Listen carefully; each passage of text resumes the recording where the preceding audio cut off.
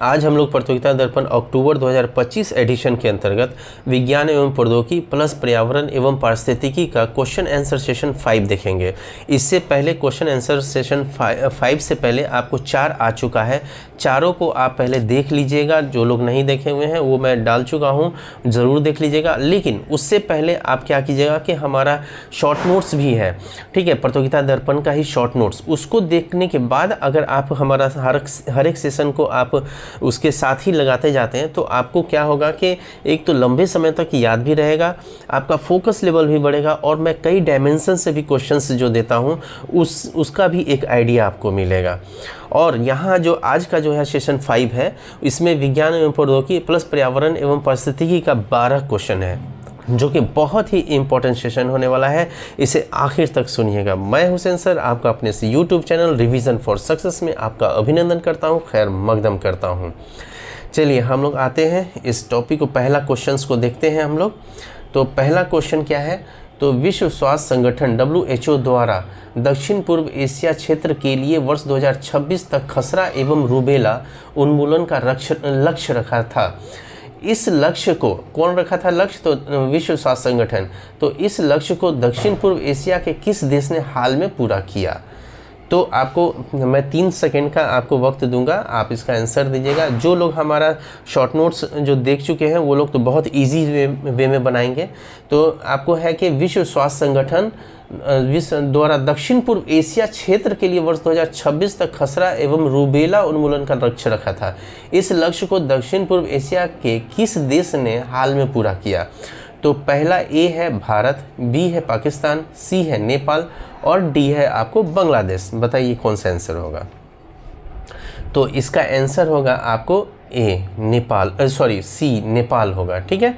कौन होगा, तो नेपाल। नेपाल ने अपने देश में जो है आपको जो लक्ष्य रखा गया था विश्व स्वास्थ्य संगठन के ज़रिए, तो वो 2026 तक लक्ष्य रखा गया था, तो उसको पूरा किया गया है नेपाल के ज़रिए, ठीक है। थोड़ा सा हम लोग विश्व स्वास्थ्य संगठन के बारे में भी चर्चा कर लें, थोड़ा सा रिवीजन के तौर पे, कि विश्व स्वास्थ्य संगठन का जो है आपको स्थापना कब हुई थी।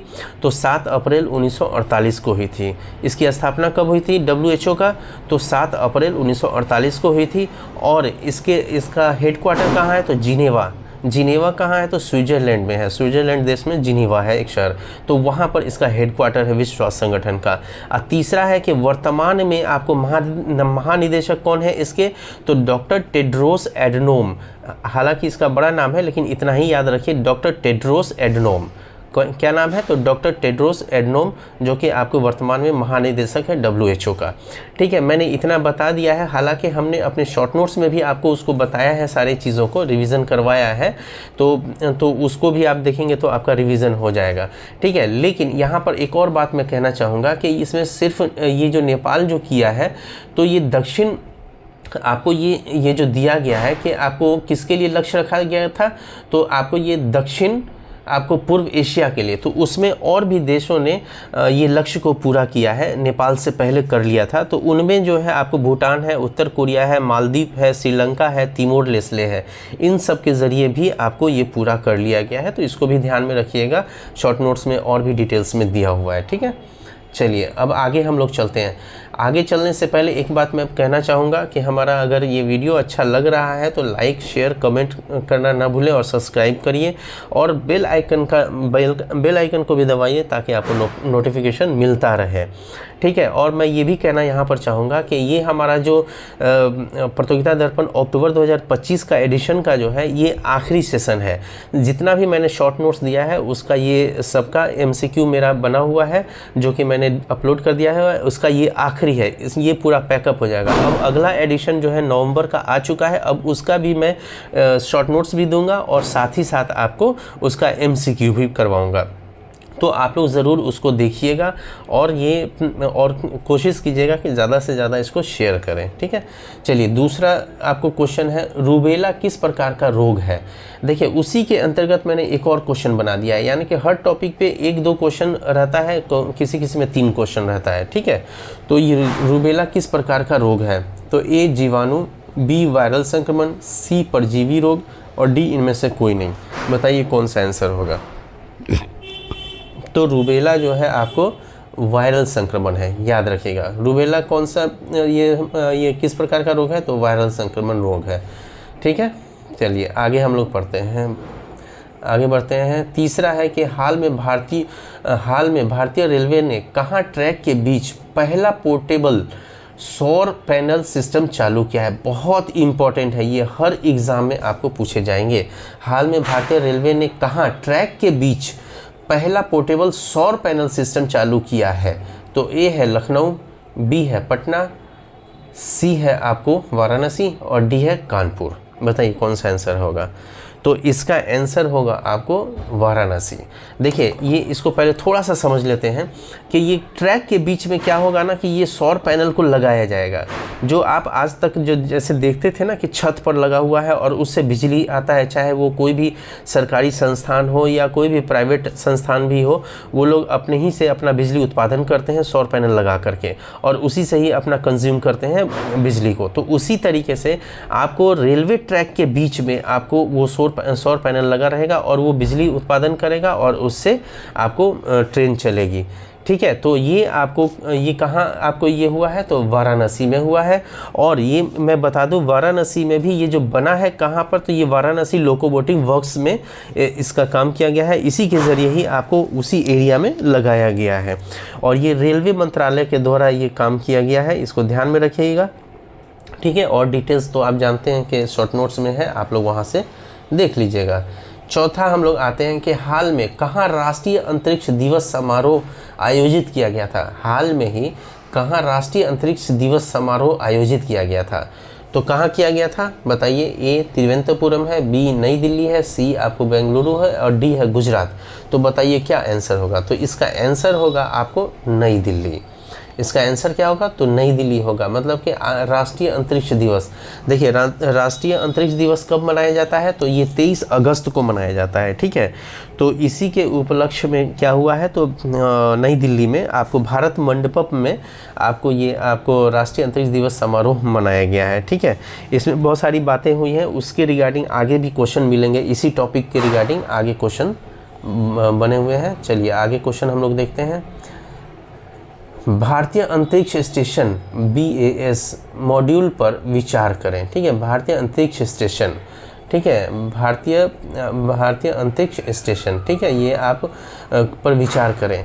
तो आपको एक है, थोड़ा सा मैंने इसे एक तरीके से टफ नहीं है ये, आप एक तरीके से रिवीजन के पॉइंट ऑफ व्यू से मैंने इस तरीके से किया है कि इस टॉपिक का सारा मतलब आपको रिवीजन हो जाए। तो एक में है क्या, वर्ष 2028 तक बेस मॉड्यूल विकसित का लक्ष्य है, ठीक है। बेस मॉड्यूल विकसित करने का लक्ष्य है, बोले ये जो है वर्ष 2028 तक बेस मॉड्यूल विकसित करने का लक्ष्य है। दूसरा है कि वर्ष 2035 तक पूर्णतः भारतीय अंतरिक्ष स्टेशन स्थापित का लक्ष्य है, ठीक है, स्थापित करने का लक्ष्य है। तीसरा है कि 2040 तक चंद्रमा पर मानव युक्त भारतीय मिशन भेजा जाएगा। अब आपको बताना है कि उपरोक्त में से कौन सा कथन सही है, ठीक है, कौन सा या से कथन सही है। तो केवल एक सही है, बी में क्या है कि केवल 1 और 2 सही है, सी में केवल 2 और 3 सही है, डी में उपरोक्त सभी, ठीक है। डी में बोला है कि उपरोक्त सभी। तो आप बताइए कौन सा होगा, तो ये आंसर होगा आपको डी, सभी होंगे, ठीक है। यानी कि ये जो भारतीय अंतरिक्ष आपको स्टेशन के ज़रिए जो मॉड्यूल जो तैयार किया जा रहा है, तो वो आपको वर्ष 2028 तक बेस मॉड्यूल विकसित करने का लक्ष्य रखा गया है, ठीक है। बेस मॉड्यूल विकसित करने का लक्ष्य अगर इंडिविजुअल क्वेश्चन पूछेगा तो वर्ष 2028 तक रखा गया है। अब वर्ष 2035 तक पूर्णतः भारतीय अंतरिक्ष स्टेशन स्थापित करने का लक्ष्य रखा गया है। ये उसी प्रकार से जब देखते हैं कि आपको अंतर्राष्ट्रीय स्पेस स्टेशन जो आपको स्थापित किया गया है नासा के ज़रिए, अमेरिका के ज़रिए, वैसे ही आपको भारत भी अपना अंतरिक्ष स्टेशन आपको ऊपर स्थापित करेगा और फिर वहाँ पर कई जैसे लोग को अल्टरनेट कर करके भेजा जाएगा। तो वो उसके लिए आपको 2035 तक का पूर्णतः स्थापित करने का लक्ष्य रखा गया और वर्ष 2040 तक चंद्रमा पर एक मानव युक्त भारतीय मिशन भेजा जाएगा। 2040 तक चंद्रमा पर मानव युक्त भारतीय मिशन भेजा जाएगा, ठीक है, उसको ध्यान में रखिएगा। आगे चलते हैं हम लोग। देखिए लाइक और शेयर ज़रूर कीजिएगा आप लोग, तभी तो हमें भी प्रेरणा मिलेगी, मुझे भी प्रेरित होने का मौका मिलेगा। ठीक है। हाल में कहाँ पर देश का पहला पशु स्टेम सेल बायो बैंक का उद्घाटन किया गया? हाल में कहाँ पर देश का पहला पशु स्टेम सेल बायो बैंक का उद्घाटन किया गया? ए हैदराबाद, बी अहमदाबाद, सी पटना और डी लखनऊ। बताइए क्या आंसर होगा कि हाल में कहाँ पर देश का पहला पशु स्टेम सेल बायो बैंक, बहुत ही इंपॉर्टेंट है बायो बैंक। ठीक है, पशु स्टेम सेल बायो बैंक। ठीक है, ये आपको बहुत इंपॉर्टेंट है। बताइए कहाँ होगा ये, फटाफट बताइए। ये हैदराबाद में। ठीक है, याद रखिएगा ये हैदराबाद में आपको बायो बैंक बनाया जा रहा है। कहाँ? तो हैदराबाद में। क्या बनाया जा रहा है? तो पहला पशु स्टेम सेल बायो बैंक कहाँ बनाया जा रहा है? तो हैदराबाद। ठीक है, ये याद रखिएगा हैदराबाद में बनाया जा रहा है। और ये जो है आपको राष्ट्रीय पशु जैव प्रौद्योगिकी संस्थान के अंतर्गत ये संस्थान, जो राष्ट्रीय पशु जैव प्रौद्योगिकी संस्थान कहाँ है? तो वो हैदराबाद में है। उसी के ज़रिए ही आपको ये वहाँ पर बनाया गया है, वहाँ उद्घाटन हुआ है इसका। ठीक है, चलिए अब हम लोग अगला क्वेश्चन चलते हैं। हाल में विश्व स्वास्थ्य संगठन WHO ने किस देश को निद्रा रोग से मुक्त घोषित किया है? हाल में विश्व स्वास्थ्य संगठन, फिर WHO आ गया, WHO ने किस देश को निद्रा रोग से मुक्त घोषित किया गया? किस देश को निद्रा रोग से मुक्त किया है? तो ए है जिम्बाब्वे, बी है केन्या, सी है अंगोला और डी है आपको दक्षिण अफ्रीका। बताइए क्या होगा आंसर? इसका आंसर फटाफट बताइए। तो इसका आंसर होगा बी, केन्या होगा। ठीक है, ये केन्या के निद्रा रोग जो होता है वो निद्रा रोग से इसको मुक्त घोषित किया गया है। और ये आपको दक्षिण अफ्रीकी, जैसे आपको ये जो है कि अफ्रीकी देशों में, ठीक है, अफ्रीकी देश में ये 10वां आपको ऐसा ये बन गया है, देश बन गया है केन्या, जो कि निद्रा रोग से मुक्त घोषित किया है। ठीक है, चलिए हम लोग आगे चलते हैं। 8वां नंबर क्वेश्चन, हाल में राष्ट्रीय वन्य जीव बोर्ड द्वारा किस बाघ अभयारण्य को भारत का दूसरा बड़ा बाघ अभयारण्य होने की मंजूरी दी है? मंजूरी किसके जरिए दी जाती है? तो राष्ट्रीय वन्य बोर्ड के द्वारा दी जाती है। तो ये आपको किस बाघ अभयारण्य को भारत का दूसरा बड़ा बाघ अभयारण्य होने की मंजूरी दी गई है? तो ए है कान्हा मध्य प्रदेश में, बी है नामदफा अरुणाचल प्रदेश में, सी है नागार्जुन सागर श्रीशैलम आंध्र प्रदेश में और डी है आपको सुंदरवन पश्चिम बंगाल में। ये सारा का सारा बाघ अभयारण्य है। कान्हा मध्य प्रदेश में, बी में है नामदफा अरुणाचल प्रदेश में, ये सब भी याद रखना है। सी नागार्जुन सागर श्रीशैलम आंध्र प्रदेश में है और सुंदरवन पश्चिम बंगाल में। बताइए कौन सा आंसर होगा? तो आंसर है आपको सुंदरवन, ये है आपको पश्चिम बंगाल में, जो कि बाघ अभयारण्य ये जो है दूसरा बड़ा हो गया है। ये हालांकि पहले 7वें नंबर पे आता था, कई आपको बाघ अभयारण्य को पीछे छोड़ते हुए ये आपको दूसरे नंबर पर आ गया है। ठीक है, और पहले नंबर पे आप जानना चाहेंगे कि पहले नंबर पे कौन है? तो आपको ये नागार्जुन सागर श्रीशैलम आंध्र प्रदेश, ये सबसे बड़ा आपको बाघ अभयारण्य है। कौन? तो नागार्जुन सागर श्रीशैलम, ये आंध्र प्रदेश में है।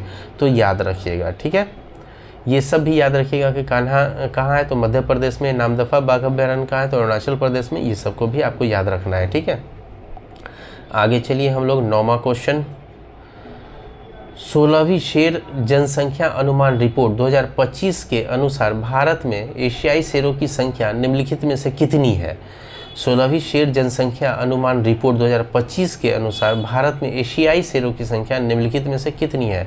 ए है 674, बी है 891, सी है आपको 680 और डी है आपको 890। बताइए कौन सा आंसर होगा? तो इसका आंसर होगा आपको बी। इसका आंसर कौन होगा? बी, 891। ठीक है, ये 891 जो है आपको टोटल संख्या, शेर की संख्या है, जो कि वृद्धि हुई है। पहले कितना था? तो ये 674 था।